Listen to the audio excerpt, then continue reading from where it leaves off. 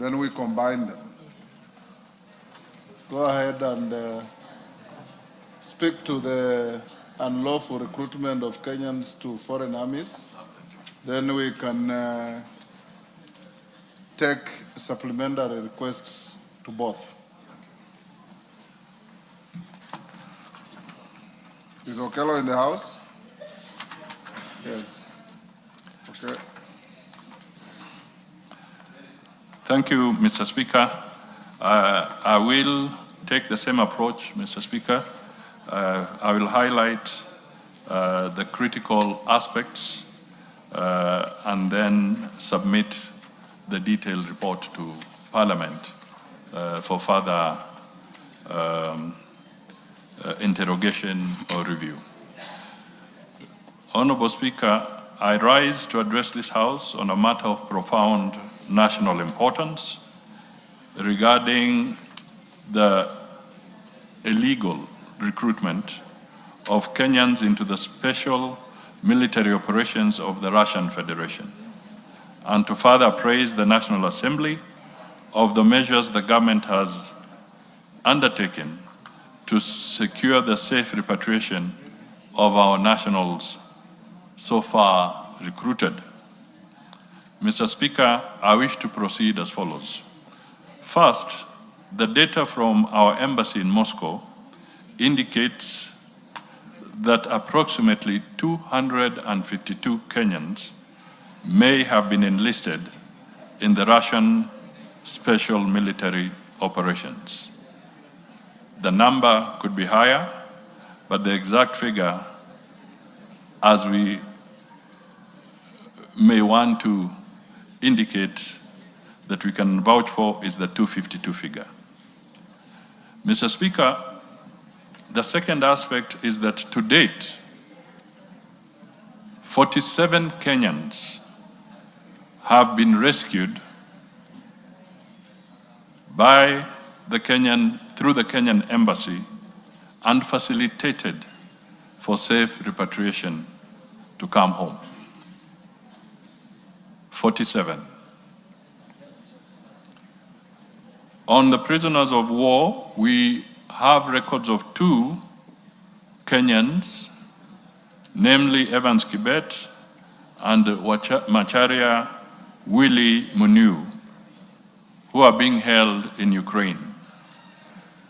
The Kenya Honorary Council in Kyiv, Ukraine, has made consular visits to one of the Kenyans held and has requested to get clearance to visit the Kenyan one, the second one. At the moment, we only can talk of 2 specific cases in this category of prisoners of war. Mr. Speaker, I wish to point out that during my recent official visit to Moscow, I engaged and agreed with the Russian minister to explore arrangements for Kenyans held as prisoners of war in Ukraine to be transferred to the Russian Federation to facilitate their subsequent repatriation to Kenya. At the end of March 2026, Mr. Speaker, I wish to also put this on record that there were approximately 1,000 Kenyan nationals living, working and studying in Russia. This is different from the ones enlisted illegally, the ones living there.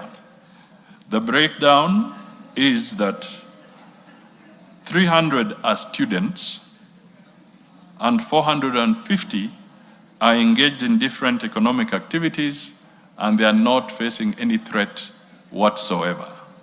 I wanted to put this on record because there has been a misinformation that all Kenyans in Russia are in distress. That is not exactly true. Mr. Speaker, I also wish to point out a few other things. It has been established that the recruitment is being conducted by unregistered agencies and individuals operating either in Kenya, Russia, or third countries, some in the Middle East.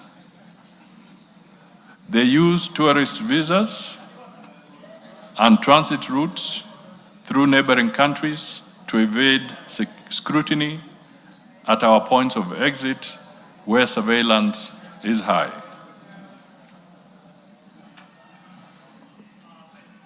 Mr. Speaker, this recruitment primarily targets ex-security personnel and unemployed persons. We have, however, noted some Kenyans holding regular security jobs in the Middle East are abandoning their positions and voluntarily joining the special military operations in Russia. With the current crisis in the Middle East, there's a heightened risk that this could possibly further fuel recruitment from third countries. Mr. Speaker, contrary to prevailing reports, majority of Kenyans enlisted in the special military operations of Russia went there with their full knowledge and willingly. They signed contracts to participate either as logistics officers or for combat.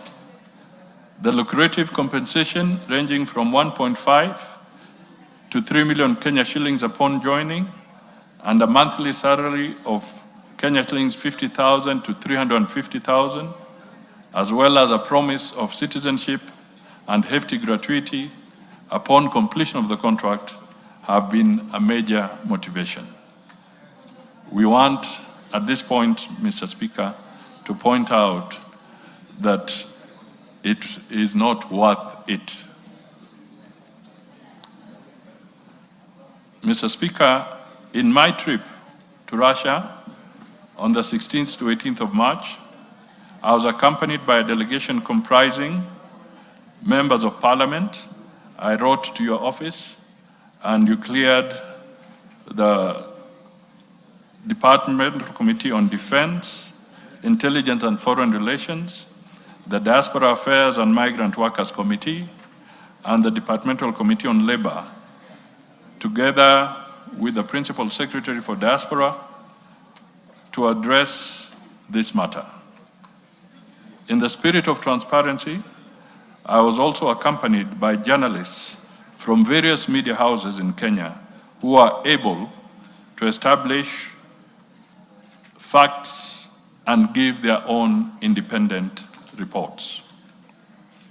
Mr. Speaker, let me now turn to the detailed conclusions with the meeting I held with my counterpart, His Excellency Sergei Lavrov, Minister for Foreign Affairs of the Russian Federation, where the following commitments were made. First, the placement of Kenya on a stop list, effectively ending any further enlistment of Kenyans into Russia's special military operations. Secondly, agreement to facilitate consular services by the Kenya Embassy to Kenyan nationals in hospitals and civilian facilities. 3, the Ministries of Defense of Kenya and Russia to work on facilitation of voluntary disengagement of Kenyans involved in the military operations as per the terms of contract. 4, agreement to expedite compensation processes for those who are owed resources or compensation. 5, the two states agreed to initiate bilateral labor agreements to create a safer and regular pathway for Kenyans seeking legitimate work in the Russian Federation. This will mitigate against the challenges we are dealing today. Kenya and Russia also agreed on how to strengthen information sharing so that we can jointly combat trafficking and smuggling networks that exploit vulnerable individuals through misleading recruitment schemes. Lastly, We also agreed on deepening bilateral ties, including expanding trade and investments, increasing the number of scholarships to Kenyans, enhancing cooperation in agriculture, energy, health, civil aviation, and Russian capacity building in handling humanitarian crisis. Mr. Speaker, for all those who are being assisted, the Kenyan Embassy in Moscow continues to facilitate them and to issue them with emergency travel documents. Mr. Speaker, let me also just contextualize something. It is important to note that the size of the Russian Federation spans over 17 million square kilometers. To be precise, 17.1 million square kilometers, making it the largest country in the world. For illustration, Russia is more than half the size of the African continent, which measures 30.4 million square kilometers. So Russia is more than half of Africa. Some of the frontline areas are around 450 to 500 kilometers away from Moscow, while others are as far as 800 kilometers away from Moscow. Mr. Speaker, I wanted to bring this out so that when the debate around this challenge is ongoing, it is important for Kenyans to appreciate that they are dealing with half a continent. It is not an ordinary province. It is half a continent. Somebody is about 1,000 kilometers away from the capital, Moscow. So these are issues that need to be appreciated. And Mr. Speaker, I wish to take this opportunity to actually commend the 6 mission staff, 6 in Moscow. We only have the ambassador and 5 officers. The others are local staff, but we have only 6 officers. The ambassador is Mathuki, and he has his 5 officers. So this is the team that has been focusing on helping Kenyans in distress in Russia. Mr. Speaker, we have taken further action to try and deal with this menace. We have deregistered 600 non-compliant or rogue private recruitment agencies, and we will also table the schedule of these deregistered recruitment agencies to the House so that it's also on record. Mr. Speaker, the Department of Diaspora will continue to work very closely with the National Employment Authority to ensure that the issue of labor mobility is more structured, safer, and grants Kenyans better job opportunities. The Diaspora Department also has a 24-hour call center which deals with emergency situations to help Kenyans in distress. Mr. Speaker, this is just a highlight of some of the areas that we have to cover. Over and above that, Mr. Speaker, we intend to amend the legislations that govern labor mobility to make it tighter so that Kenyans are not put in harm's way. We have also established, this is going to be through a multi-agency entity covering the security agencies, immigration, diaspora, labor, security, etc. Mr. Speaker, we will also be looking afresh at the Counter-Trafficking in Persons Act because the penalties there need to be strengthened. As it stands now, the penalty is lenient. So we need to have Parliament to review so that the level of punishment for these heinous crimes can be tougher. Mr. Speaker, we also have sought cabinet approval to accede to both the 1989 United Nations Convention against the recruitment, use, financing, and training of mercenaries, the 1977 Organization of African Unity Convention for the Elimination of Mercenaries in Africa, and a proposal for the amendment to the Counter-Trafficking in Persons Act, Cap 61 of the laws of Kenya. Mr. Speaker, I'm bringing this out because for all intents and purposes, we signed off on these conventions, but we had not gone through the whole process, and upon the executive process being complete, we shall submit them here so that they can now be ratified by Parliament in accordance with Article 2 of the 2(6) of the Constitution of Kenya. Furthermore, Mr. Speaker, with that, we shall be able to treat these people as what they really are, because they are essentially operating as mercenaries, and therefore it would be in breach of the law. Mr. Speaker, let me highlight that there is also Section 68 of the Penal Code, which, Cap 63, which criminalizes the enlistment, service, or training of Kenyan citizens in foreign military or armed forces without the written authority of the President. So, Mr. Speaker, for all intents and purposes, those who are engaging in this exercise, even as Kenyans, they are engaging in a criminal activity. And therefore, the government has intervened. We are extending an amnesty so that they can pull back voluntarily. Otherwise, going into the future, it is clear that once it is established they've been involved in this exercise, they stand to face the full force of the law for engaging in criminal activities.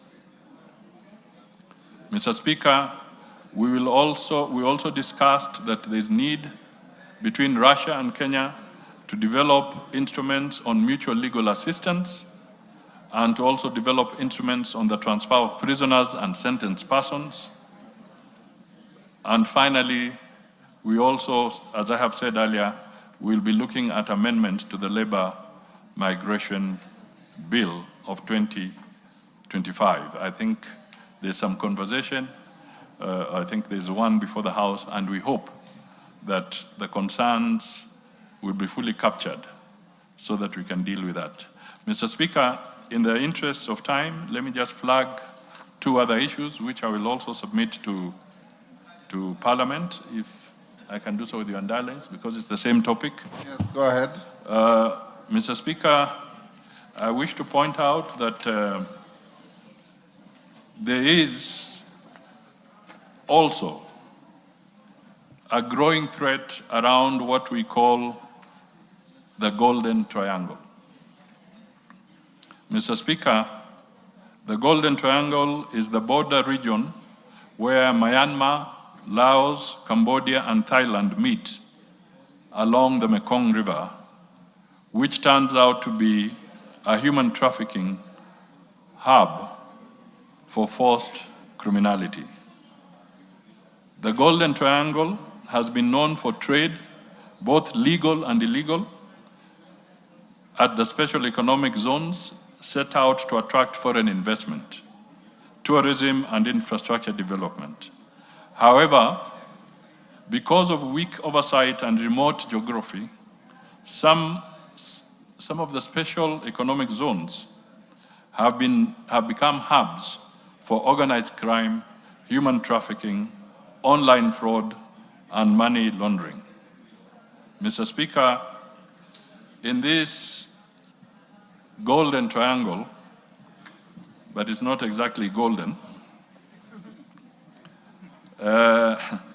Kenyan youth, primarily between the ages of 23 and 35, have become soft targets due to the high demand for overseas employment and opportunities in technology, finance, service sectors, and digital jobs. The criminal networks running these compounds are highly organized, with recruitment usually looking legitimate. The following processes are used to lure unsuspecting job seekers: fraudulent online job advertisements, abuse of tourist visas, rerouting, that is victims leaving and then going through other countries, and then others, upon arrival, travel documents are confiscated. Mr. Speaker, the nature of the victim exploitation includes constant surveillance and confinement. These victims are not allowed to move. They have no freedom.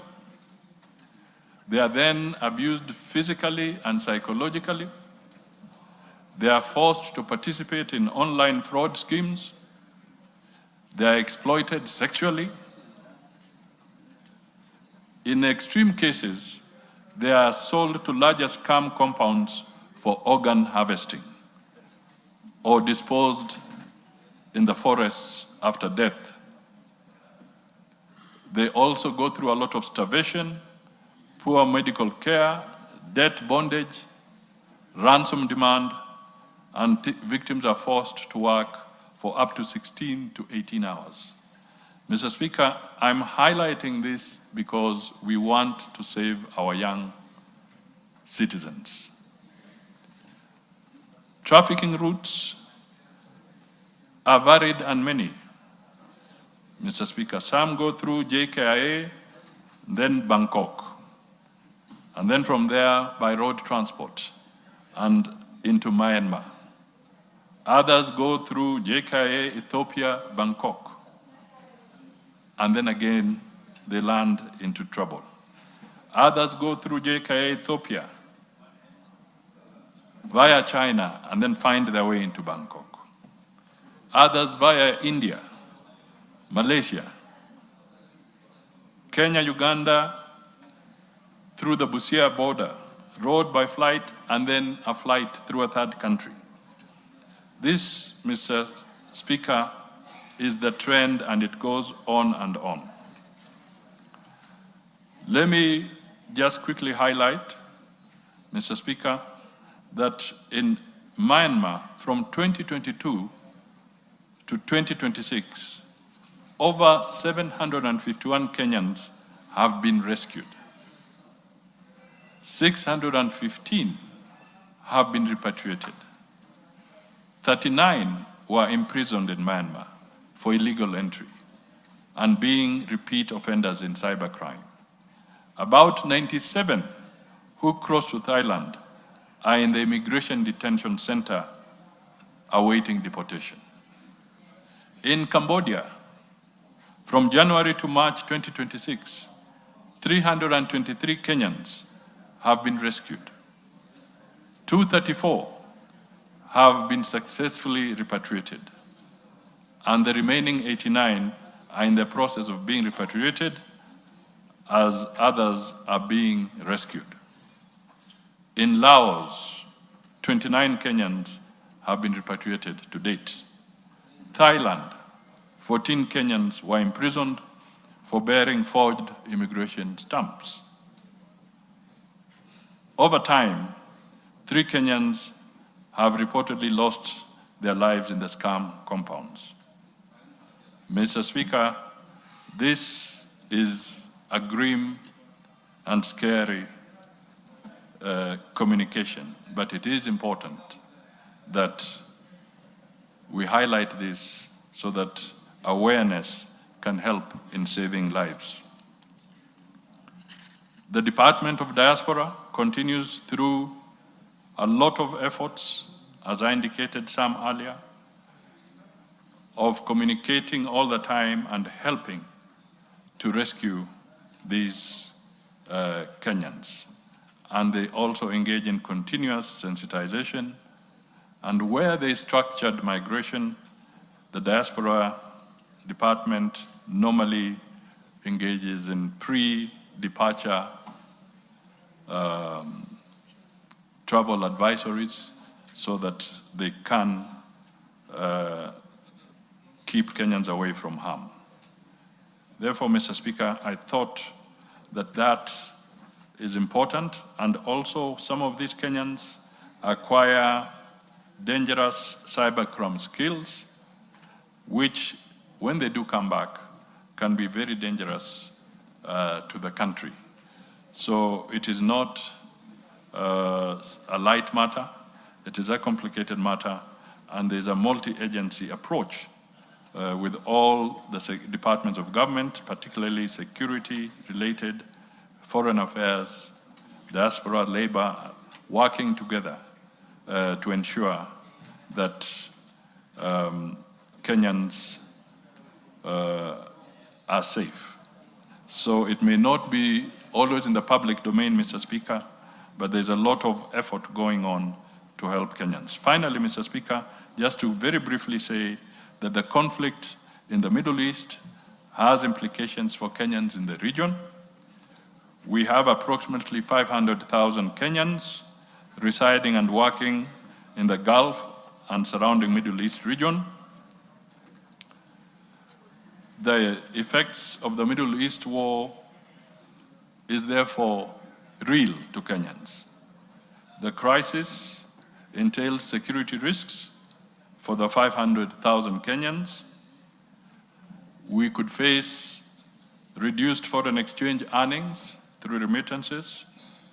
We are all beginning to feel the impact of air transport disruption. Oil prices and inflation could start filtering through into the economy. We are seeing disruption of our exports. We are seeing fertilizer and other critical supplies being hindered. And we could also face a possible hit on tourism. So, Mr. Speaker, these are challenges that are arising within the context of the Middle East crisis, and we all look forward to a situation where it can be de-escalated and stopped so that there can be a road to recovery. This is important for Kenyans to put in context because we were just beginning to recover from the devastating global effects of COVID, and we are now seeing a very disruptive war again. Mr. Speaker, let me mention that the Ministry of Foreign Affairs,